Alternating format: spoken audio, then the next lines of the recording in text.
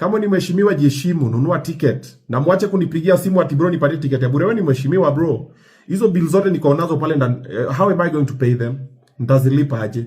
Mkutu hapo bro, bosi ni aje? Mimi nakuja na security yangu. No. You'll have to pay for yourself and pay for your security.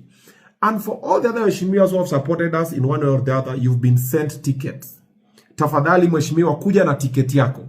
Ukifika kwa gate unasema ni aje, mimi yangu ni exclusive table ndio tulilipia, wana confirm, unapita na watu wako kama ni watu 4 plus wewe ni 5, mnakaa kwa exclusive table inakaa watu 5, mnalipa shilingi 1100.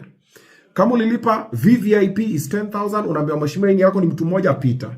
You have to pay for your security and you have to pay for yourself. Hakuna urafiki.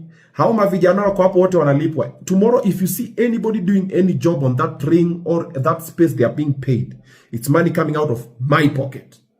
Yes. Kama hujanisaidia kama mheshimiwa yote, hakuna ubeshte. By the way, hata msinipigie simu. Fika kwa gate na ticket yako. Nimewatumia tu kwa heshima, nikasema niaje bosi, ndio hizi ticket zako 5, ndio hizi ticket zako 10, ndio hizi ticket zako hivi.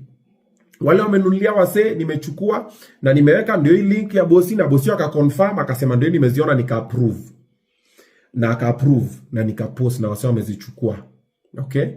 Wale magunsu wale wanakuja na heshima, unajua mheshimiwa anatuingiza, mtashangaa. Kuna mheshimiwa anaingiza mtu. Mheshimiwa akifika kwa gate, aje mheshimiwa ni aje? Oh yes, VIP parking, yes. How many people are in the car?